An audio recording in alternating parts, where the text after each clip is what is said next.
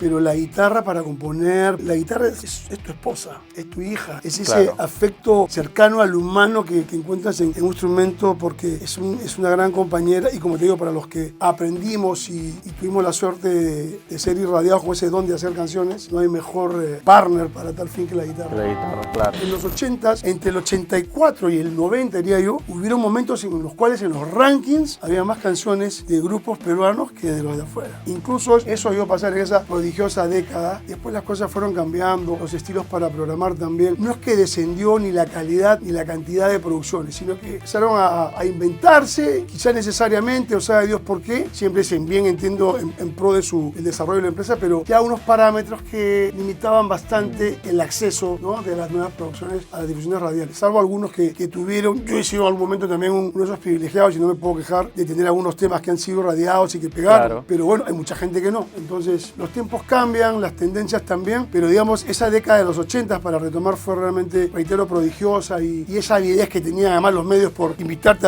había muchos programas de televisión en los cuales podías cantar todos los días, ¿no? En la mañana, en la tarde y en la noche, y a la par sonabas en las radios. Es importante que tú te autoevalúes, y si sabes que aún no tienes esa condición de super genialidad, recurre a un productor para que tu producto tenga ese peso, esa consistencia que te va a requerir, a imponer el medio para que pueda triunfar tu canción, ¿no? Y salga adelante tu carrera. El que nació para ser artista lo va a hacer siempre. Yo creo que ya está en la gente el que prevalezca, el que ellos hagan prevalecer el lugar de preferencia para el artista de verdad, para aquel que saben que ha compuesto su canción, que Claro. tiene una banda, que tiene todo un equipo, que trabaja, que constantemente les regala shows en vivo, o cada vez que pueden y lo permiten las fuerzas y las posibilidades. Yo creo que pasa por ahí, porque no se pierde ese romanticismo en torno a lo real. La gente sabe, reitero, quiénes son, y ya está en el gran público también el ayudarnos, el apoyar a la gran movida tomando la decisión correcta. ¿Qué tal, gente? ¿Cómo están? Bienvenidos a un episodio más de TGN Podcast. En esta oportunidad estoy con el maestro Julio Andrade. Julio, un gustazo. Hola Max, gracias por lo de maestro. No recuerdo haber enseñadote muchas cosas, pero aquí estamos. Genial. Comentarles un poco de que estamos ahorita grabando en la sala Hash, así que, bueno, si quieren ensayar o tienen por ahí algún proyecto donde requiera que tengan una sala agradable, como pueden ver, pueden venir aquí a la sala Hash, que queda en la avenida Benavides. Estábamos hablando un poco fuera de cámara sobre cómo fue el contacto.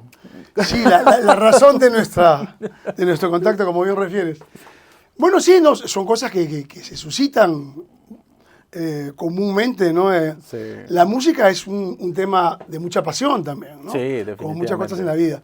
Y quienes estamos inmersos en la música, pues la vivimos, y así como debe ser la tarea principal siempre estar creando, cantando, ensayando, en fin, inventándoselas. Estamos muy atentos a los comentarios de los colegas. Claro, exacto. Cosa que es, repito, bastante cotidiana y común hoy en día con esta proliferación magnífica de las redes digitales para tales fines, para tal fin. Y sí, surgió pues esta controversia, ¿no?, entre dos grandes figuras de la escena musical. Pipe Villarán, Un saludo para un muchacho Pipe. a quien saludo, lo conozco desde que inició su carrera, un capo. Y mi buen amigo Claudio Orlandini, ¿no?, que es un ingeniero de sonido de aquellos Sí. que tenemos aquí, con gran formación. Es el encargado del Teatro Nacional desde sus inicios, ha grabado muchos discos y ha trabajado con muchas figuras. Tengo el honor de haber trabajado yo con él también. Recuerdo viajamos a Miami a mi primera gira internacional. Wow. Él viajó como ingeniero de sonidos de la banda latina de este servidor. Ah, Pero bravazo, sí, bravazo, salió este bravazo. comentario, Sí. y le respondió, Claudio salió con la pata en alto, Sí, y, de hecho que y sí. Pipe también, pues, ¿no? Se lo hizo saber, ¿no? Sí, No sea sí. faltoso, creo que. No sea pues, faltoso. Pero sí, bueno, como te digo, la música es eso, es mucha pasión, y lo importante es que siempre llegamos a un norte, yo creo, ¿no? Nos ponemos de acuerdo, sabemos que todos tenemos un objetivo claramente trazado, y si nos ponemos a apoyar, si nos podemos dar la mano, apoyar en ese sentido, eso es bastante valedero, y debe ser así. Claro, definitivamente. Igual, siempre nosotros estamos atentos a lo que los colegas comenten. En este caso, ese reel que fue de Pipe Villarán, no recuerdo exactamente Yo creo, para entrar un poquito en el contexto Sí. de lo que hablaban, no es que Sí. era Pipe un poquito que decía, sí, es que el rock, y eso no es rock. Claro. A mí me gusta mucho una expresión que tuvo Carlos Vives. El rock en cada país, o sea, el vallenato es el rock del pueblo colombiano. La cumbia Ya. de alguna manera podría empezar a hacerlo aquí. O sea, sabemos lo que es el sonido del rock and Claro, roll. claro. Está claro. Y hay vertientes diversas, está el hard rock, está el heavy. Definitivamente. Los Rolling Stones tienen un rock and rollazo, que viene pues de Chuck Berry. Yo creo que los grandes creadores, forjadores de todas las vertientes en el rock, en mi punto de vista, de muchos son los Beatles. Claro. Ellos hicieron en determinadas canciones todo lo que después hicieron varias bandas. Sí. Por último, entonces ya se puede filosofar mucho al respecto. Es muy rico ese universo. Pero yo creo que es importante en algún momento ubicarnos en ese contexto grande. En el Perú convergen todas las sangres, no solamente raciales, sino de la música también. Claro. O sea, claro, aquí, sí. mira la fuerza que está teniendo la cumbia últimamente. El folclore andino, el huayno, el huaylas, siempre ha sido un mercado potentísimo que te llena pueblos que muchas veces ni sabemos que existen nosotros en confines del Perú, ¿no? Entonces hay una música muy rica, ¿no? Entonces, por eso tanta fusión que tenemos. Yo soy un apasionado de la fusión, por ejemplo.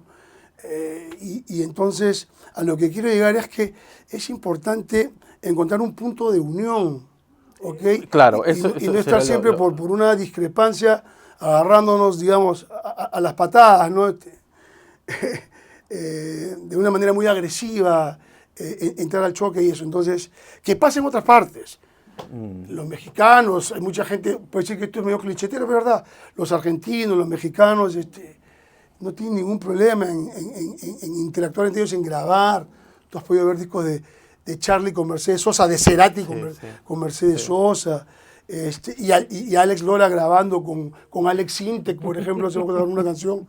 Tengo la suerte de grabar yo también un tema con el buen Alex, por ejemplo. Entonces, eso le da más prestancia, relevancia, ¿no?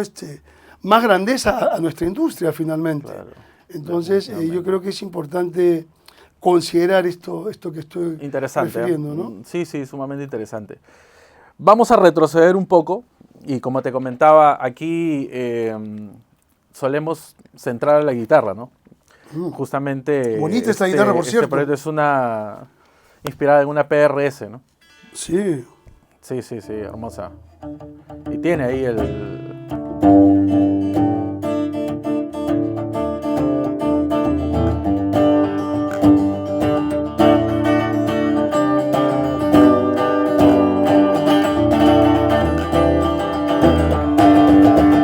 Suena bien.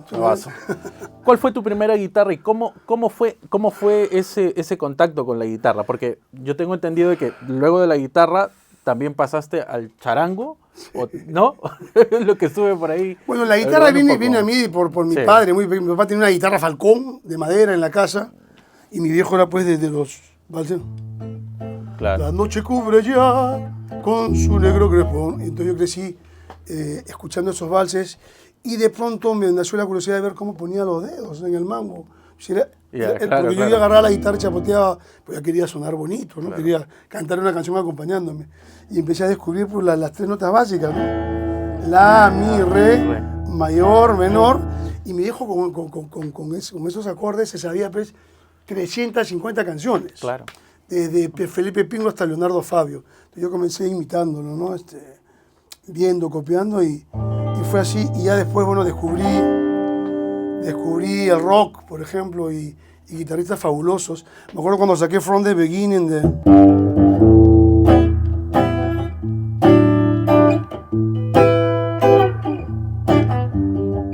Emerson, Lake and Palmer.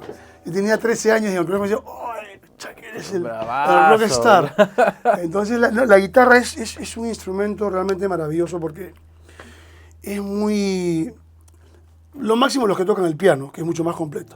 Pero la guitarra para componer, la guitarra es tu esposa, es tu hija, es ese afecto cercano al humano que encuentras en un instrumento porque es una gran compañera y como te digo, para los que aprendimos y tuvimos la suerte de ser irradiados con ese don de hacer canciones, no hay mejor partner para tal fin que la guitarra. La guitarra, claro. Bueno, tengo entendido que algunos sí suelen componer con claro que teclado, sí, por eso te decía, hacía hincapié en el asunto que el piano es el instrumento más grande y aquellos que nacen con ese don como el que tenemos más hacia la guitarra somos más en el mundo. Sí. pero los pianistas que la pueden hacer tal vez son... Sí, sí, sí. Y hay gente pues que multiinstrumentista, Paul McCartney, por ejemplo, aunque él refiere componer mucho más siempre con la guitarra, pero se siente, al piano Claro. hecho 4 canciones que te patearon la cabeza para toda la vida, ¿no? Sí, totalmente. ¿Y cuál fue tu primera guitarra? Aparte Fue la de Falcón. esa misma, o sea, De- la heredaste, por así decirlo. Sí, y después yo tuve ya cuando tenía 19 años, ya acababa de ser papá, además, ya estaba entrando más en serio en esto de la música. Ya. Porque al comienzo iba con mi Falcón y le metíamos el micro adentro, pues, al hueco Claro, claro, para poder ya, amplificarla, ¿no? claro. Para tocar con la banda. Yo quería tocar siempre la guitarra acústica para eso. Pues después me compré una Gibson Chet Atkins, Man, ya, una ya. guitarra maravillosa, se la compré a un pata fumanchú ahí de arriba que sí, decidió que quería venderla. Yo le dije, hermano, ¿seguro? Y sí, y esa guitarra me la robó un taxista, lamentablemente. Y hay una anécdota porque Ya. la primera entrevista que yo tenía un grupo, un trío que se llamaba Spirit, y nos hace un reportaje.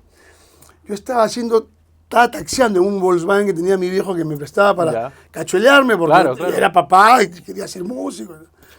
Y le hago una carrera a una señora muy, muy elegante, ella, ¿no? En Pardo, recuerdo, y yo estaba con la guitarra en el asiento de atrás del auto.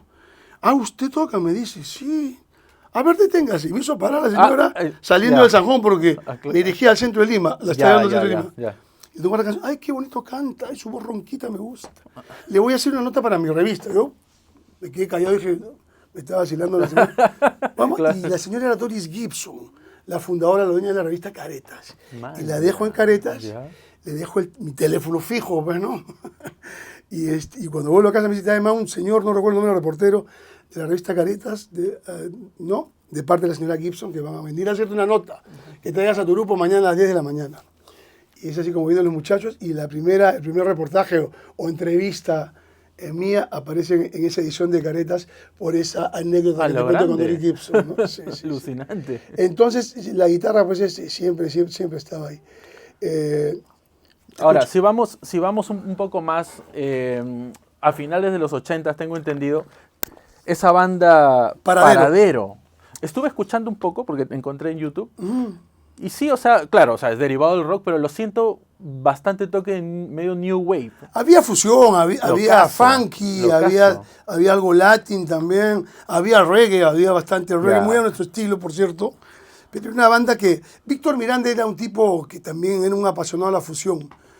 Yo ya venía con esa vena. Yo hacía música urbana, igual que Víctor, pero la música urbana de aquel entonces, Ya, que no era como se vincula ahora al reggaetón. Claro. Música urbana hacíamos lo que estábamos con los trovadores, ¿no? Ah, ok, Andábamos ok. por Barranco, San Miguel, Magdalena, en fin, por citar a la onda de mi generación. Pero sí, y entonces el Mono Landaveri llega con una escuela mucho más rockera, pianista, ahora que hablamos, ¿no? Claro, claro. Muy Elton Johnero, muy Billy Joel, y ya con el oficio del productor musical, además, porque él junto a Julio Caipo ya eran productores musicales para Discos El Virrey, si no me falla la memoria, que fue el sello discográfico que editó el primer y único long play, ¿no? Del grupo Paradero, con canciones mías de Víctor y el Mono, ¿no? Claro, claro. Julio, y tengo una consulta. En ese entonces, ¿cómo era la música más popular acá en Perú? Hablamos... Mira, la música más popular, ya Sí. te lo dije al comienzo, en el Perú Claro. profundo es el folclore andino. Definitivamente. Pero a nivel, digamos, difusión radial, medios al alcance, sin duda que la música criolla ha sido algo potentísimo, pero que tuvo un descenso en los 80s. Y eso no quiero decir que permitió, pero sí, por el contrario, el rock da esta fuerza tremenda que tuvo la crecida del rock en español, del rock latino, a través de los Charly Garcías, Ya. los Abuelos de la Nada, los Miguel Ríos en España. O sea, hubo una legión grande de músicos españoles, argentinos, y también los peruanos empezaron a hacer lo mismo y empezamos a aparecer bandas que componíamos además en nuestro idioma y nuestras propias canciones, porque Claro. en los 70 las bandas, que hay muchas, salvo excepciones puntuales, pues la mayoría de las bandas hacían o covers incluso, Claro. o si eran temas propios los hacían en inglés, ¿no? Claro, Entonces claro. yo creo que eso nos motivó, nos pateó la calle y dijimos, man, ya se puede hacer esto, qué bacán. Yo recuerdo que a mí me invitó Frágil a ensayar un tiempo con ellos, puede haber sido cantante, los muchachos, además, ellos lo cuentan de una manera muy graciosa y real Claro. en este documental, en esta película que les hicieron. Y Tavo Castillo me solía corregir mucho porque yo cantaba y parecía un gringo que estaba cantando en español, ¿no? Ya, Una luz reflejada, la modelo, porque teníamos la costumbre de cantar en inglés. Claro. Y Tavo me paraba cada vez, oye Julio, reflejada. Y tenía huevón también, un abrazo para mi amigo y maestro Tavo Castillo. Y y claro, teníamos eso, entonces, pues se fortaleció mucho. El 80 yo creo que esa estampida viene cuando sale la Avenida del Arco, ¿no? Claro. La Avenida del Arco es un disco que revoluciona totalmente la visión de la producción. Ese disco lo grababa un muchacho llamado Elías Ponce, un ingeniero de sonidos que por entonces tenía creo 17 o 18 años. Y escuchan actualmente Avenida del Arco y es una joya. Sí. Para mí está al nivel de, bueno, salvando distancias para los puristas, pero del Sgt. Pepper, de esos discos, hermano, que no tenían la tremenda cantidad de posibilidades que tenemos hoy día para sonar recontra bien, era digital. Ayer el asunto análogo, ¿no? Creo que ya era estéreo en el 80, pero se grababa en cintas, era diferente, en 8 canales. Solamente 8 tracks para grabar esa maravilla de álbum que es Avenida del Arco. Y de ahí, bueno, vuelve Pax a la escena, y yo me acuerdo que aparece esa banda de Pico de Aguirre con Coco Silva en la primera voz, tocando el bajo y con una voz potente como la que tiene Coco, y lanzan Exterminio, un hard rock al estilo de Pax, pero en español además, ¿no?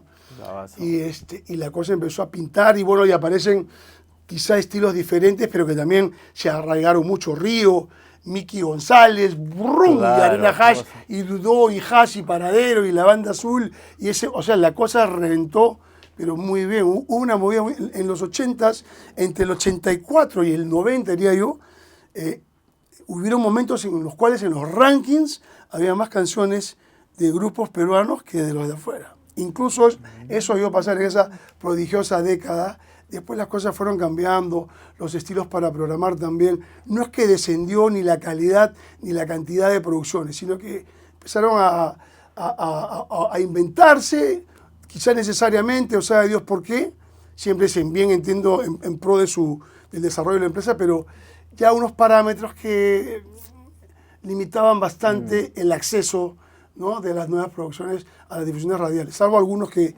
tuvieron. Yo he sido en algún momento también uno de esos privilegiados, y no me puedo quejar de tener algunos temas que han sido radiados y que pegaron. Claro, sí.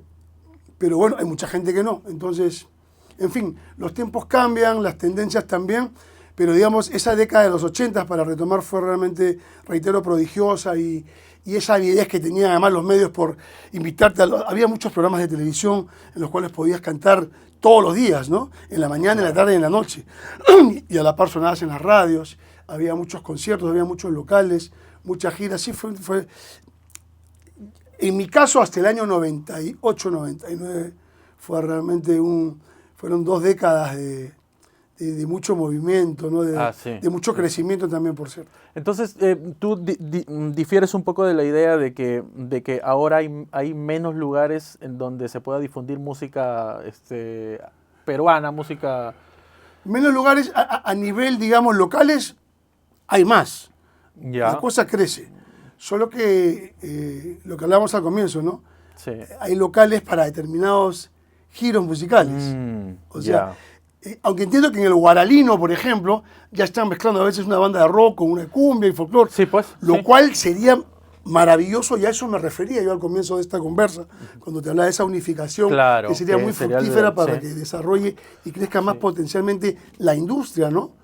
O sea, pero en fin, ya hay este tipo de acercamientos, lo cual habla de que se está captando, digamos, ¿no? Todos creo que convergemos en una misma idea en ese sentido. Entonces, bacán. Pero digamos, yo por ejemplo no sé cuándo sale esto, pero yo voy a estar el 5 de junio en Salamandra, que es un local pequeño que tiene el Chino Chavo en el Boulevard de Barranco, un local para 80 personas, 90, porque tiene un escenario que se merece estar en un local para 300 personas, ¿no?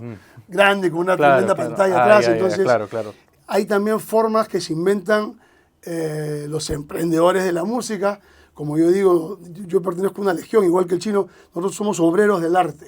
No siempre estamos en esto dándole y viendo que hacer bien nuestras cosas y ojalá que el público lo reciba con esa misma calidez con la que nosotros le enviamos la propuesta, ¿no?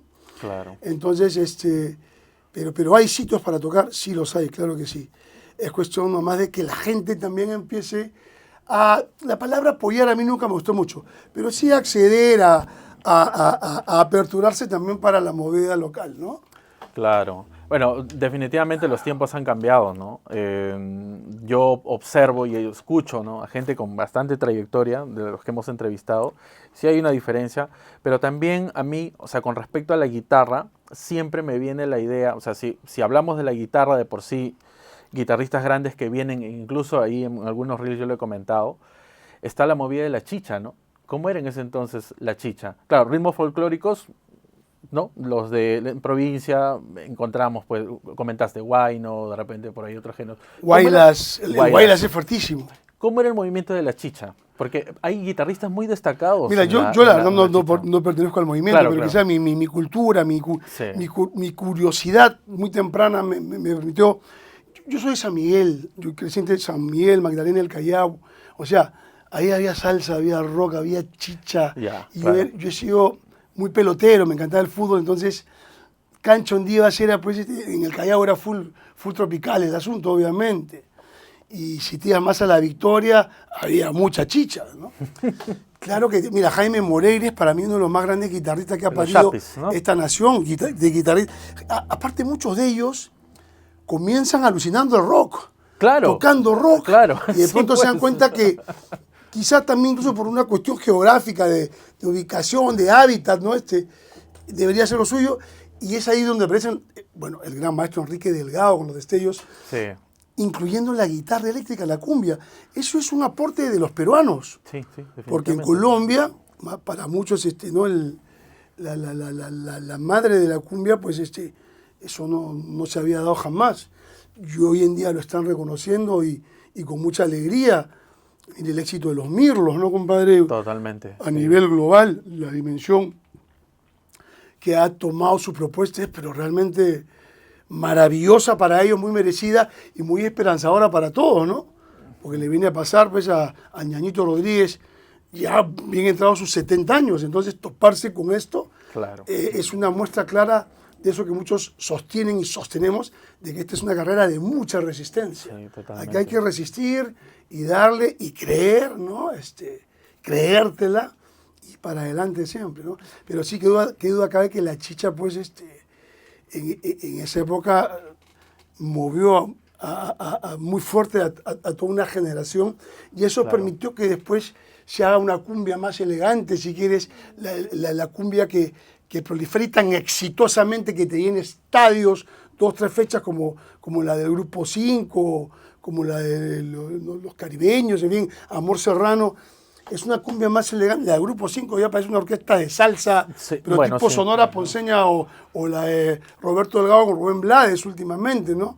Por la calidad que tienen en sus bronces, o sea, ya la cosa ha ido también cada uno evolucionando, sí, de acuerdo a su criterio y proyección musical, y realmente tenemos espectáculos, pues, que no tienen que envidiarle definitivamente nada, sí, ningún otro espectáculo a uno a nivel mundial. Sí, totalmente.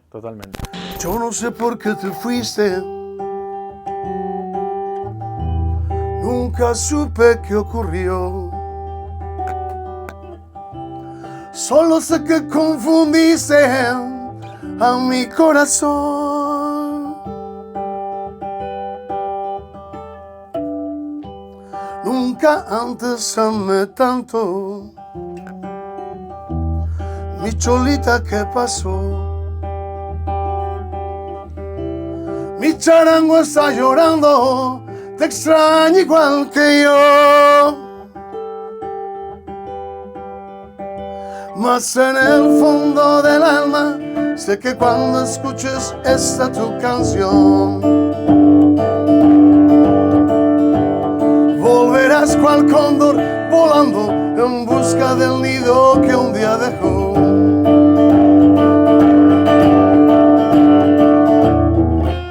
Sé que tú también me extrañas, me lo dice el corazón. corazón, deja de lado tu orgullo y sube pronto al tren, ya no pierdas tiempo, debes volver.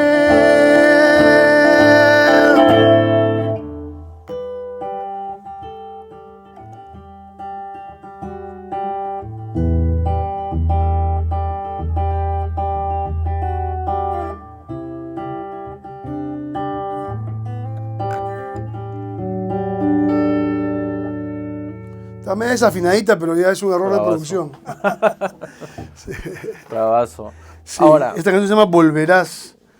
Una balada guayno que la grabé sí, hace ya unos... Está en todas las plataformas. Volverás, tiene dos versiones. La primigenia la grabé con Ricardo Silva en Los Vientos, desde el pueblo del barrio. Yo toco las guitarras y los charangos. Steve Huber en los violines, un violinista americano, un crack que vivió un tiempo aquí en Perú. Y una super banda, pueden escucharla. bravazo. Ahí igual los links quedan anclados en la descripción del video. Sí, sí, sí. Comentabas sobre la guitarra, después de la guitarra Falcón, luego la Gibson, y se me viene a la mente en esa época, porque ahora tenemos la facilidad de poder adquirir buenos instrumentos Sí, a la vuelta de la esquina, como se dice, ¿no? sí, claro. Es brutal cómo se ha proliferado, digamos, marcas de guitarra, buenas, malas, y cada vez los chinos van mejorando con sus productos. No, los chinos son cosas serias, hermano. Todas las marcas que uno usaba,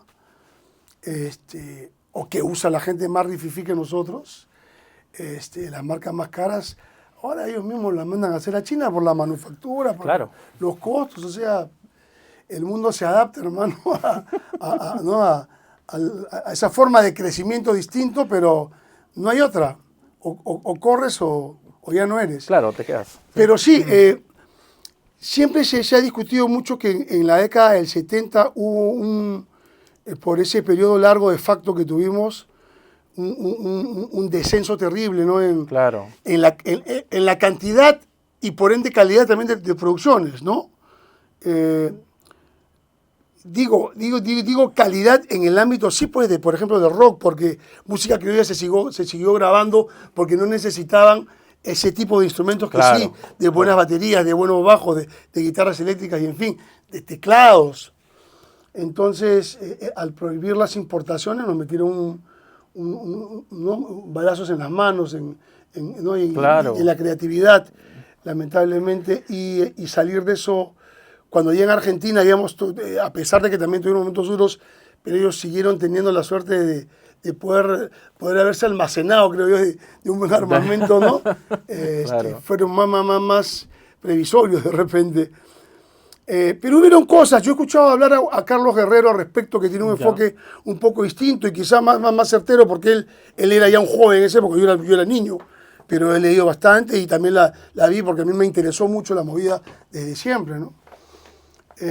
Pero bueno, lo bacán de esto fue que terminó ese periodo, Claro. y cuando retorna la democracia en el 80 con el arquitecto Belaúnde, pues empiezan a crecer los estudios que se habían quedado en un máximo de 4 o 8 canales, empezaron a tener Claro, consolas de 16, de 32, ¿no? Entonces, me acuerdo de Estudio Amigos de Edmundo Delgado, por ejemplo, que fue uno de los primeros en esto, y aparecen otras opciones también importantes, ¿no? Entonces creció muchísimo a partir de entonces, y también los mismos sellos discográficos que tenían sus estudios se pudieron hacer de equipos Claro. mejores, ¿no? Y recuerdo que Gemsa tenía su estudio Virrey, donde grabamos el álbum de Paradero, El Virrey. donde grabaron a Chachi Luján. Miki González, por ejemplo, irrumpe en la escena, y él también tenía su propio estudio de grabaciones, donde se grabaron muchos discos. Mar de Copas, entiendo, su primer disco fue ahí, por ejemplo. Chachi Luján grabó con Miki. Yo estuve a punto de trabajar también con Miki, pero bueno, se suscitaron cosas que no nos permitieron cristalizar esas ganas que teníamos de hacer algo juntos con él como productor, además, ¿no? Pero todo bien. Entonces, eso fue lo importante, ¿no? Y hoy en día, como tú bien refieres, que ha crecido mucho más el asunto, que los chinos te hacen pues una guitarra parecida a una Charvel, hermano, el modelo que tú quieres, y de repente suena mejor. Entonces, Sí, sí. y a precios más asequibles también También. para el músico, para el usuario, ¿no? Antes, o sea que uno iba a pensar que iba a poder tener la facilidad de poder grabar en casa, ¿no? Imagínate, ahora los home studios son una maravilla. A eso iba. Porque, A o mí- sea, ahora puedes encontrar, o sea, hay cosas que a veces uno como que piensa, hay miles de álbumes que encuentras en Spotify, que la mayoría busca música, que son hechos en casa totalmente. Ya con baterías ampliadas, con bajos de repente, sí, tipo MIDI, pero ya hay, o sea, hay disposición de equipos para poder crear más música. Totalmente, o sea, hacer tu demo, y hablo así porque yo al menos, Sí, yo soy de la old school, pues, ¿no? Claro. Y ahora que hay más facilidad, como tú bien dices, yo lo que hago, yo compongo una canción, aló Franco Murias, aló Viejito Rodríguez, tengo algo nuevo, ping, y me voy al estudio y empezamos a cocinarla ya. Ya no me espero, como yo tengo canciones almacenadas, hermano, que busco de cuando en vez. Lo que pasa es que uno tiende más a grabar, a producir la inspiración del momento, lo nuevo. Claro, claro. Pero hay mucho almacén, y no solamente me pasa a mí, sino a muchos que hemos grabado. Tengo cassettes, hermano, de los 90s, porque era más fácil poner tu cassette y grababas Claro. con canciones Sí, inéditas sí, por pues. montones, ¿no? Entonces, pero sí, hay chicos que tienen esa facilidad de bajarse loops, de armarse su batería, de hacerse toda su producción. Yo les recomiendo que de ahí siempre acudan a un productor musical de oficio, ¿ok? Que los hay muy buenos. He mencionado un par, hay muchos más, porque es importante, salvo que ya tú vengas con ese chip, porque hay muchachos también que son unos genios y que no necesitan de nadie. Claro, hay ¿no? hay O sea, de todo pero actualmente, digamos, ¿no? es importante que tú te autoevalúes y si sabes que aún no tienes esa condición de super genialidad, recurre a un productor para que tu producto tenga ese peso, esa consistencia que te va a requerir, a imponer el medio para que pueda triunfar tu canción, ¿no? y salga adelante tu carrera. Claro, totalmente. Y ahora que mencionas sobre grabar en cassette y eso, me imagino que en los inicios era, bueno, la única forma de grabar algo era ir al estudio, pues no, sí o sí, había que ir al estudio Sí, claro. de grabación. Hay quienes tenían, Y- el mundo Landavere tenía su cajita en la casa donde grabábamos las percusiones y secuenciábamos también el teclado, algunas cositas. Y después descargábamos en el estudio, ¿no? Ya. Ahora que lo estábamos chambeando y había un bajón de luz, un apagón muy propio de la época, ¡pum!, se nos borraba todo. Si no lo había rendereado, hemos sufrido. Teníamos, me acuerdo, el disco que grabamos en el 92 en Chile, teníamos más de medio disco listo y nos pasó eso. Felizmente que la memoria estaba fresca, muchachitos, y ¡pum!, supimos reproducir rápidamente todos los arreglos que habíamos venido trabajando en ese lapso de tiempo hasta qué ese loco, apagón, ¿no? Qué locazo. Pero sí, definitivamente las condiciones hoy en día son muy favorables para que siga creciendo la industria, para que aparezcan nuevos talentos, que los hay por montones. ¿Ah? A mí me llama tener desde chico, me dicen, hey, tío Julio, una manito, ¿me puedes orientar? O ¿por dónde crees que debo ir? Y hay cosas realmente que les digo, mano, búscate un productor. Y hay gente que le digo, oye, les apunto la placa al toque, ¿no? Ah, bravazo. Claro que bravazo, sí. Qué loco. Después de la etapa con la banda, ¿cuándo es que decides tú ya iniciar la carrera como solista? El año 89, Ajá. yo en paralelo a Paradero, Sí. tenía una banda que se llamaba Androide, Cuarteto Androide. Ya. Y estaba componiendo, pero esa banda sí era más rockera. Con Lucho Guimet, que nos acaba de dejar en la batería. Alu García en la guitarra y Eduardo Freire, mi compañero desde siempre en el bajo. Entonces, y pasaba que yo quería ya tocar guitarra en vivo. Ya. Y en Paradero no me dejaban tocar la guitarra, güey. Yo era frontman y cantaba. Claro, claro. A pesar de que varios temas eran de mi autoría también. Pero bueno, pues, yo me adecué bien y hemos tenido dos primeros guitarristas buenísimos, el Huevo Chávez y el Perrito Samamé, además dicho así de paso. Saludo para ellos. Pero yo quería tocar, quería hacer, Claro. y quería ya tomar las riendas absolutas, la responsabilidad de mi éxito o mi fracaso. ¿No? Me fue muy bien con mis dos primeros discos, qué duda cabe.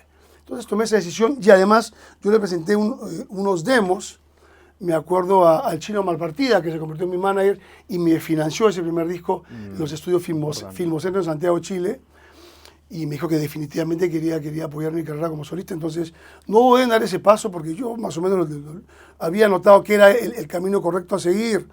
O sea, cuando tú sabes que tienes esa capacidad de de producir, de componer y querer Claro. dedicarte a tiempo completo a lo tuyo. Y el equipo que tienes tiene otras actividades, como que pasaba con mis amigos queridos de Paradero, que tenían otras cosas que atender también. Entonces yo tenía que estar en esto y en esto. Y bueno, así se dio y no me arrepiento y guardo un gran cariño. Somos amigos, hermanos de la vida y solemos juntarnos todavía para tocar. Nos invitamos a nuestros shows y así por el estilo, ¿no? Claro. Tú en varios temas, o al menos los que he escuchado, o sea, cuando yo he escuchado temas tuyos, pues yo he sido un bebé, ¿no? Sí. ¿Cuántos años tienes tú, Max? Yo tengo 37. Uy, eres un pichón. Mira, mi Sí. hijo mayor tiene 41. Bueno, es que yo arranqué joven, yo tengo 61 años. Pero casi te doblo la edad. Sí, prácticamente. Ahora, yo he encontrado instrumentos, pues, como el charango, te comentaba. O sea, ¿cuándo es que decides implementar eso? Fusionar, mejor dicho, ¿no? Que es lo que estabas comentando al inicio. Una de las ciudades, hermano, más importantes en mi juventud en la música era el Cusco, Ya. era Arequipa y era Trujillo, por unos festivales que empezaron a hacer las empresas cerveceras. Y yo fui al fue el segundo festival, entiendo, de la cerveza cusqueña, que estuve ahí con Miki González, con los no sé quién, y no recuerdo bien quiénes eran los internacionales, no sé si Charlie, creo que estuvo Oscar de León también, pero en fin. Y me quedé en el Cusco yo 10 días después del festival, Ya. porque era mi segunda vez en Cusco, porque la primera que fui con el Concierto del Amor en el año 90, que era un evento que hizo un empresario, Manuel Orrillo, que nos llevaba pues a los 5 chiquillos más tops de la escena en ese momento, que eran Gianmarco, Samir, Diego Berti, Paul Martán y yo. Y todos habíamos lanzado discos, yo lo había roto con Ángel de la Guarda, Gianmarco con Domitila y los otros también. Entonces hicimos una gira por todo el país. Entonces era una gira de ir, tocar y... Entonces ya esta vez en el 92 ya fui con mi banda, ya estaba más consolidado el asunto y era un tremendo festival, un tremendo escenario. Y realmente quedarme en el Cusco, empezar a pasear, recorrer los sitios donde tocaban, y un flaco me prestó un charango. Y yo le dije, es muy complicado. No, si tocas guitarra, toca charango, me dijo el cholo. Así, muy suelto de huesos. Yo agarré y me di cuenta que el do, por ejemplo, lo descubría tocando la segunda y la tercera cuerdas, 5 cuerdas dobles de nylon, Claro, el charango, ¿no? sí. Y era más simplificado, y el sonido, hermano, era... Yo dije, pero con esto se puede hacer rock. Y compuse al toque una canción que se llama Salta el Muro, que pueden verla, que mucha gente rockera... mayores de mi generación y de la tuya me la reclaman, porque es un tema bien de rock, bien melódico, porque tiene un charanguito ahí chillando sobre una guitarra muy potente que la grabó además Luciano Figalo, nada más y nada menos que él, no guitarrista de Trama, de Faed Mitre, en fin, un crack de crack, Lucho Salazar, más conocido como Luciano Figalo. Y a partir de ahí dije, no, y se me hizo mucho más fácil, es el término más real y directo, componer con el charango. Aparte, si yo te hablaba que la guitarra se me acuerda como el charango, ¡pim! Ven para acá. Sí, claro. Chiquitito en su estuche. Y después te subes a cualquier avión, te vas a cualquier sitio, ¿no? Entonces, muchas de mis canciones, que quizás no tienen charango después a la hora de su producción musical, fueron compuestas con el charango. Ah, bravazo. Seguro bravazo. que sí. Claro, o sea, instrumento de cuerda también, ¿no? De repente Totalmente. por ahí, Sí. Cada mañanita, por ejemplo, que es un tema que a mí me trajo satisfacciones hermosas, que le gusta mucho, que es la banda sonora de muchos matrimonios, además, y me encanta cuando me escriben y me recuerdan eso. Hay 2 parejas ahí en Canadá que se casó bailando cada mañanita. Me mandaron el video y es bien loco cómo la bailaron, porque no es un tema, digamos, no es un vals, no que es lo típico de una... Claro. O en fin. Bueno, ahora hacen lo que quieren los muchachos realmente. Pero cada mañanita la hice con el charango. Y sí, me acuerdo cuando terminamos de grabarla, porque tiene un formato de rock bien fuerte, bien interesante. Mira, la base, la batería de Jorge Durán y el bajo César Bustamante. La base de Frágil. Entonces, claro. Gustavo Araniga era una guitarra muy potente. Yo decido ponerle mi acústica. Después digo, ¿saben qué? Un charanguito ahí atrás flotando le va a venir bien. Y fue el color que le gustó mucho a la gente esa canción. Ese video estuvo en los primeros lugares de los rankings, en muchas señales internacionales, bastante rato. Fue una canción que a mí me abrió más puertas que Mira la Morena, que quedó acá. Claro, son éxitos que también son y ya me agarró conocidos, más, ¿no? más Claro. mayorcito, además, Ya. y un momento en el cual el rock también estaba bien fuerte ahí, y estaba ahí compitiendo con Maná, y en fin, fue un momento Qué loco, muy bonito. qué loco. Entonces, y escuchen cada mañanita y vean el videoclip realizado por el gran Percy Céspedes en mi canal de YouTube.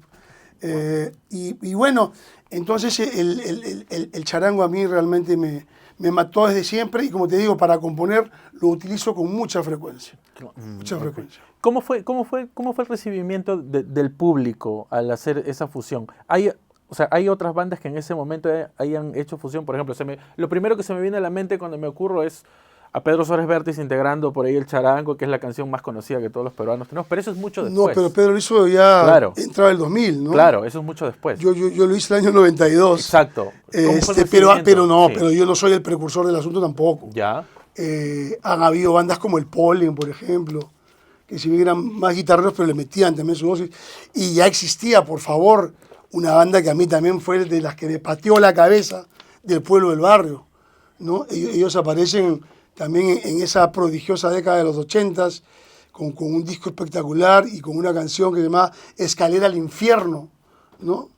Ya, Claro, haciéndole ¿cómo se llama? ¿Cuál es el término? El paralelo a Escalera al Cielo, pues, de Led Zeppelin. Pero no, con un tema que incluye ritmos negros, ritmos costeños, ritmos andinos. Una maravilla de canción, Escalera al Infierno, y la gente no me dejará mentir. Entonces, hay también gente que le metió el asunto. Lo que pasa es que yo empecé a hacerlo y como yo gocé de, modestia aparte, de una muy buena popularidad, fue notorio porque me paseaba por todos los programas con mis canciones, con mi charango, pues, ¿no? Claro. Y sí, entonces eso hizo que mucha gente después se diera cuenta, me imagino, que de las bondades maravillosas de ese universo armónico, volátil que te permitía el charango, no solamente para componer, sino para que te acompañe también en tus performances, y qué bacán que el charango había sido reutilizado, por usar un término, ¿no? Claro. en otros géneros musicales, y no solamente esté inmerso en el ámbito de la música andina. Claro, claro.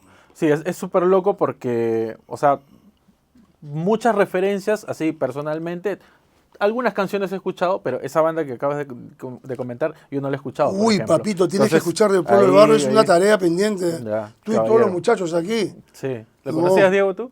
Tampoco. Claro, A ver, nos falta. Ricardo Silva, junto a Piero Bustos, ambos de la Universidad Vecinal de Matute, ahí en La Victoria, fundan este grupo por donde han desfilado Edgar Cuentas, que en paz descanse, pero grabó Lucho Guimet, que también mencionaba que era parte de Android, grabó la batería, Eduardo Freire grabó los bajos, Piero Bustos guitarras y la voz principal. Después se pelearon los locos, hicieron del pueblo, y el otro del pueblo del barrio, en fin, estas cosas que siempre pasan, Claro. ¿no? que hablábamos al comienzo Sí. de esta cita. Pero no, lo que nos regalaron, lo que nos han dejado como documento histórico musical, como ese disco del pueblo del barrio, la gente tiene que descubrirlo, ¿no? Y redescubrirlo quienes dejaron de escucharlo, porque es realmente un alimento muy grande repito, para nuestro espíritu peruano musical. Toda la gente yo creo que va a estar contenta de poder saber ahí el nombre de una nueva banda peruana para que puedan escuchar. Si regresamos al año 92, hay dos temazos, como te comentaba, que yo los he escuchado, o sea, inevitable no haberlos escuchado, que es Baila la Morena. Mira la Morena. Mira Tu la generación Morena, dice perdón. Baila la Morena, es Sí. Mira la Morena. Mira la Morena. Me están malogrando el crédito, compadre. Y Sarah Helen, ¿no? Sarah Helen es del 93, es un año Ya. después. Ah, ok. Es un año después. Ya. En el caso de... O sea, ¿cómo, Sarah Helen tiene, por ejemplo, el charango Exacto, sí, y las sí. zampoñas, y Sí. tiene ahí... Sarah Helen fue pues un episodio pintoresco, folclórico, muy gracioso, pero que demostró cómo el mundo y la gente, pues, digamos, del nivel más alto, intelectual incluso, en términos, digamos, periodísticos, está ávida también de la cochinadita. Eso, ¿no? Porque dijeron, va a resucitar Sarah Helen en el cementerio de Pisco, que fue la novia del conde Drácula, o la amante, no sé, de un vampiro. La mujer vampiro, Y vinieron supuestamente de era, la ¿no? Sí. BBC, de Londres, de la CNN, más allá pues, de la que se armó acá, ¿no? Obviamente nunca resucitó Sarah Helen, pero le sirvió mucho a Pisco, digamos, para incrementar su turismo en ese lapso del tiempo de este episodio que refiero. Sí. Y a mí se me quedó, y tiempo después se aparece por el estudio de Clio Studios, donde yo trabajaba, el Chivo Reati, un músico, ¿no? Un buen pata también, creo que él es arquitecto también, pero que también toca y compone, y me trajo la idea de Sarah Helen, y me acuerdo que él me soltó la frase, una mañana brumosa, ¿no? Y yo dije, ¿no? Y ya yo terminé la canción. Después me estuvo reclamando el chivo, ¡oh, la canción la hicimos juntos! No fue para tanto, pero sí reconozco que la idea me la inyectó el chivo. Ah, ok. Y entonces yo llegué a mi casa, porque el charango que había en Clio, que era de Manuel Miranda, que en paz descanse, puta, cómo se muere la gente, por Dios. Pero bueno, sí, pues hermano, cuando estamos viejos empezamos a partir. No sé, no estaba en el cuartito de abajo y llegué a mi casa, me fui volando, me paré un taxi, me acuerdo, y chapé el charango y casi compuse Sarah Helen, ¿no?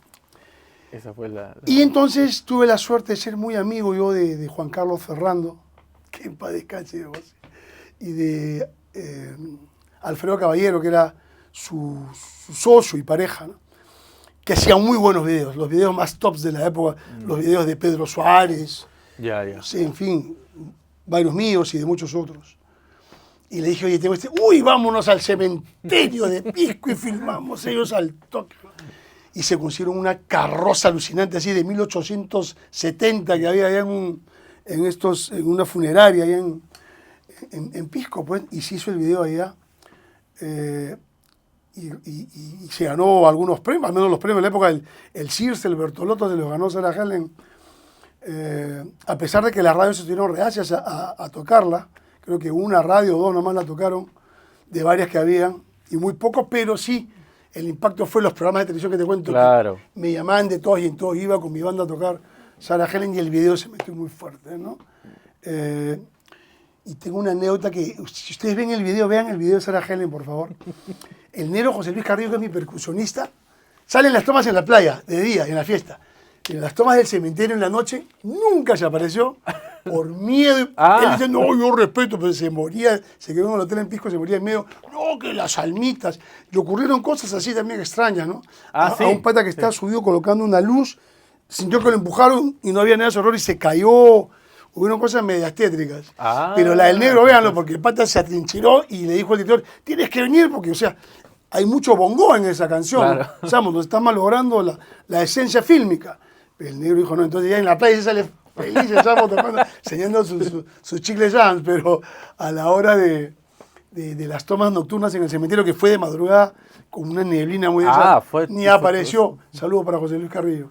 Oye, qué alucinante, ¿ah? Qué alucinante. En el tema de la grabación, por ahí, bueno, obviamente todo analógico, pero algo que puedas comentar con respecto a la grabación, de repente el uso de delays por ahí, porque me parece haber escuchado algo técnico de repente que nos puedas comentar. Edmundo Delgado usaba mucho delay, un poquito de chorus, y hasta se le ponía un ligero flanger, que es un efecto muy antiguo. Bueno, no muy antiguo, sesenteros, psicodélicos, si quieren. Entonces, ahí experimentamos mucho, pero lo bueno que fue el propio Edmundo Delgado el que decidió producir aquel disco que yo hice en Estudio Amigos, porque él le delegaba mucho la chamba al gran fundador de We All Together, por Dios, que nos acaba de dejar también Cornejo, Saúl Cornejo. ¿No? Él producía mucho los temas de Pedro, los hacía con Saúl, por ejemplo, por citar a alguien, pero Edmundo decidió él ser mi grabador y chambear mi onda, ¿no? Entonces nos pasamos largas noches porque el estudio chambeaba desde las 9 de la mañana hasta las 6, 7 de la tarde. Entonces de ahí Edmundo descansaba porque decía, y así veníamos a las 9 de la noche y hasta que el cuerpo nos dure, ¿no? Podía ser 4, 5, 6 de la mañana. Pero que son horarios muy bacanes y los propuso Edmundo para trabajar despejados sin la presión, sin que el teléfono, y en fin, ¿no? Y sí, entonces Sarah Helen, en ese disco está Salta el Muro también, la canción que les comentaba. Está la canción que le hicimos para Los Pirañitas, que fue la banda sonora de una muy exitosa serie de televisión que hizo Iguana Films, con un canal de televisión acá, que se llama Escuela de la Calle, Pirañitas, ¿no? Yo hice la canción. Entonces sí, fue un enamoramiento tremendo el que hubo con esas mezclas, ¿no? cómo darle ese acompañamiento. O sea, como que el charango se volvió el protagonista del disco, pero estaba ahí nomás, digamos, también volátil, ¿no? Tenía que estar, entonces ver que la guitarra, digamos, no tenga pues un distortion muy potente que opaque totalmente ese sonido más sublime que emite el charango, ¿no? Claro, totalmente. Eso es muy importante, ¿no? Porque a veces, no sé si en temas terminados ya, pero como que es un poco a veces complicado poder tener un nivel adecuado de cada uno de los instrumentos para que cada uno ocupe el rango que le corresponde. Ahí entra a tallar el expertise del ingeniero de sonido a la hora de la mezcla. Claro. Es muy importante también la procedencia inicial del sonido, qué duda cabe, ¿no? Hay muchos guitarristas que y deben preparar los diferentes efectos que van a usar para cada parte, para cada secuencia que hayan craneado ya previamente para la canción. Claro. Pero en la mezcla está el asunto, ¿no? Totalmente. Es ahí donde tú... Y puedes también subir o disminuir el efecto, en fin. Pero es la mezcla del proceso básico. Y qué duda cabe, muchachos, sobre todo los nuevos, la masterización. No pueden lanzar un tema que no ha sido debidamente masterizado. Y para eso sí les digo, hay muchos programas, pero hay también masterizadores que tienen el expertise y que son cracks en la materia. Si quieren que su producto suene realmente power, como tiene que sonar para ser exitoso, recurran a los que saben.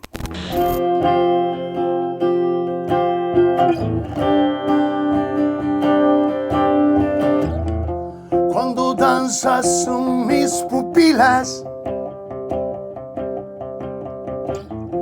cuando respiro de tu aire, cuando tu sonrisa es la luna, cuando navego en tu piel, tengo acuarelas en mi mente que solo saben dibujarte. Y tengo un río en mis venas que sin ti pierde su caudal. Contigo no existe el infierno, contigo el clímax es eterno. Si tú no estás, mi alma llora, me impacienta tu demora. Vuelve pronto, salta el muro, sigamos haciendo historia, demostremos a la gente que lo nuestro es la gloria. Vuelve pronto, salta el muro, sigamos haciendo historia, demostremos a la gente que lo nuestro es la gloria. Las tentaciones se desvían, tus magnitudes me acaloran. Los malos ratos se olvidaron. Cuando vienes, llega la aurora. Vuelve pronto, salta el muro. Sigamos haciendo historia. Demostremos a la gente que lo nuestro es la gloria. Vuelve pronto, salta el muro. Sigamos haciendo historia, demostremos a la gente que lo nuestro es la gloria. Vuelve pronto, salta el muro. Vuelve pronto, salta el muro.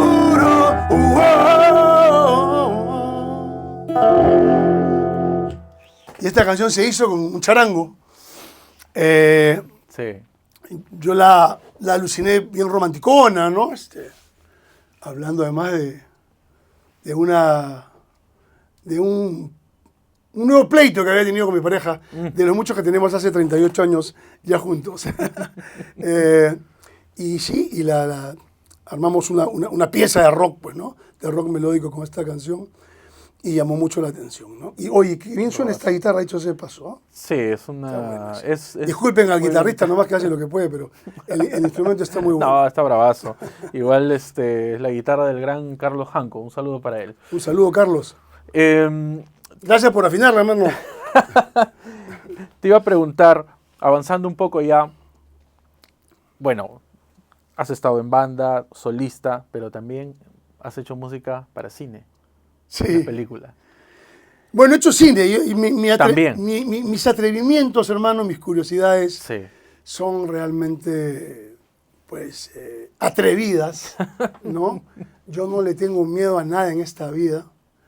Ni siquiera a Dios, porque yo sé que Dios es bueno y lo tengo en mi corazón. Le tengo miedo, o sea, que le pase algo pues, a mis seres queridos, obviamente lo normal. Pero en lo que abarcar, quizá, digo esto abarcar porque muchos me han llevado a tildar de, ¿cómo se llama? Cuando te metes en algo que no es lo tuyo, hay un término, se me fue, ya me iré acordando. Pero digamos, cuando yo decido emprender un episodio artístico, no hay nada ni nadie que me detenga, salvo yo mismo si no estoy absolutamente convencido de que voy a hacerlo bien, o de que puedo hacerlo bien si quieren. Voy a tratar de hacerlo bien, y yo creo que me ha salido bien. Varias de las cosas que he hecho 2 películas de cine producidas por mí, musicalizadas por mi hijo, por mí y por algún otro colaborador. Que ha sido, yo creo que he hecho las películas para hacerle la música, ¿no? Y es más, las 2 películas que yo produje han sido creadas, han sido inventadas, han sido llevadas a un guión cinematográfico a partir de 2 canciones mías. La primera es Quiero Saber, una canción que tiene esa onda también de rock con su folclore. Claro. Escuchen Quiero Saber del disco Mi Media Vida. Y cuando empezamos a alucinar el videoclip, me acuerdo, con el director, yo hice una cosa media bien aventurera por los aires que tiene, ¿no? Las zampoñas, hay muchos efectos sonoros más que melodías en sí, en fin. Y me dice, ¿por qué no hacemos un corto? Me dijo mi pata, hagamos algo de 10 minutos. ¿Para qué me dijo eso? Escribí un largometraje, ¿no? Claro. Y hicimos una película que la grabamos ambientada en la selva, pero inicialmente la grabamos finalmente en Piura, en el río Piura. Y es por esa canción. Y después hice, porque lo conversé con ella, con mi buena amiga Karen Dejo, Jugo de Tamarindo en la película. Ah, ya, claro. La película, ¿no? Basada en parte en el éxito, si quieren, de la aparición del videoclip de la canción que ella participa. Y me acuerdo que un día me llamó Julio, se van a cumplir 10 años de Jugo de Tamarindo. Entonces dije, uy, me está tirando maicito, a ver si hacemos un nuevo video juntos, ¿no? Entonces, de hacer algo, yo dije, qué bacán, y si ella está dispuesta. Aparte, Karen ya era para entonces un figurón, ¿no? Lo que es ahora, ¿no? Una tremenda influenciadora, y en fin, una gran artista, una amiga que quiero mucho. Pero le propuse hacer una película. Ya me dijo, loco, tú me mueres. Y fue así como. Entonces, la experiencia de musicalizar es maravilloso, porque primero eso te obliga, te empuja, ya utilizando todo el marco, digamos, de este tipo de producción, ¿no? Que tienes que editar, claro, tener editada tu película para proceder ya a ponerle la música. En muchos casos utilizamos canciones que ya estaban, hay que ser honesto, pero en muchas hemos creado en el momento y han sido los momentos más sublimes, término que me gusta mucho mencionar últimamente. Porque sí, es una sensación, no sé, liberadora. Por ahí, las escenas bien ambientadas, no solamente sonoramente, sino atmosféricamente, digamos, con claro, efectos, son las que más relevancia tienen en una película. Hay muchas partes en las películas que más valen las miradas con el fondo, ¿no? O la travesía, no sé, de la lancha, que los mismos diálogos. A veces, ¿no? Ganan mucho en riqueza, ¿no? Entonces, y bueno, y hay mucho siempre por aprender. Yo estoy terminando una nueva historia. Esta vez sí estoy recurriendo a 2 chicos egresados de una escuela de EPIC, que son expertos en guiones. ¿Por qué no un corrector de estilo también? ¿No? Claro. Como se usa en los libros. Creo que no está de más a la hora que creamos, tenemos ese guión final, esa historia final. Así es que a mí me gusta mucho abarcar los ámbitos del arte. Advenedizo claro. Era el término. Me dijeron, advenedizo. Aquí está el advenedizo para servirle. Yo me imagino, pues, bueno, al haber hecho el guión, como que es un poco más, digamos, propio, algo como que lo entiendes mucho mejor porque viene de ti completamente, ¿no? Mira, sí, yo en esos 2 primeros cortes me gusta, hay intriga, hay su momento cachondeo y hay mucho erotismo. Yo soy sí. bien erótico, bueno, todos lo somos, pero a mí me gusta llegar a ese punto del encuentro amoroso, carnal. Lo tengo pues ahí. Claro. Para mi próxima película no va a haber, es un policial, se los adelanto. Pero lo disfruté mucho y creo que también, mira, hacer desnudos con Marisa Minetti, casi con Sofía Boganio, con la misma Karen, con mi querida Leslie Stewart, o sea, no ha sido una cosa sencilla. Me imagino. Ni para ellas, ni mucho menos para mí, porque la gente dice, uy, se va a pachamanquear. No. Es más, prácticamente ellas, cada una de ellas han dirigido, ¿no? Esas escenas. Se han tenido que una suerte de coreografiar previamente y todo. Entonces, me gustó experimentarlo por ahí. Muchos dicen que debí ver más la parte comercial, enfocarme en el mercado. Yo realmente me situé en que estaba haciendo arte. Claro, estaba colaborando al séptimo arte, sabía que me iba a llover, como que me llovió y me lloverá siempre. Me tiene sin cuidado, pero hay mucha gente que sí. Es más, mis películas están en Amazon Prime, les cuento, las pueden ver, aquellos que decían que no había futuro en esos largometrajes. Y bien, entonces, como te digo, el arte, hermano, está aquí para agarrarlo. Si tienes algún don, alguna capacidad de ser creativo, de inventar cosas, hazlo, no te detengas, no tienes por qué. Es tu vida y la vida es una. Eso es cierto. Oye, qué locazo, de verdad que yo, bueno, personalmente, y sé que también la gente que nos va a ver está aprendiendo bastante. Bueno. Estamos llegando al cierre, pero en esta parte justamente quiero hablar un poco, pero se los pregunto a varios, la gente que ya, pues, nosotros hemos entrevistado guitarristas, gente que está de repente en alguna banda de covers, y bien merecido, perfecto, pero gente que ya tiene cierto recorrido, es importante saber su opinión con respecto a la divulgación de la música, que ha cambiado ahora. Y siempre está el tema en que las plataformas de streaming nos dan la facilidad de poder, presionamos y estamos en una canción, presionamos, estamos en otra canción. Lo que de repente en un cassette, quizás adelantar era un poco como que más complicado, no era tan accesible, ¿no? Peor en un disco de vinilo, qué sé yo. ¿Cómo ves esa situación? ¿Crees que ha afectado fuertemente? Personalmente, pienso que la gente ya no se da el tiempo para poder escuchar una canción completa. Simplemente 10, 15 segundos, ¿no te gustó? Next. Sí, igual el disco lo corría si no le gustaba, sí, también. El cassette lo avanzaba. Sí. Yo creo que ha mejorado mucho. Ya. Porque ya está en cada persona, en cada ser humano, en su consecuencia para con su melómano gusto, a quien le gusta la música, el escucharla completa, el quedarte con tus clásicos. Todos tenemos una banda sonora en nuestras vidas. Yo tengo canciones a las que voy a volver a recurrir siempre. En mi carro me encanta escuchar Sting, me encanta escuchar Rubén Blades. Los Beatles son para mí una maravilla, pero más escucho la parte solista de McCartney, ¿no?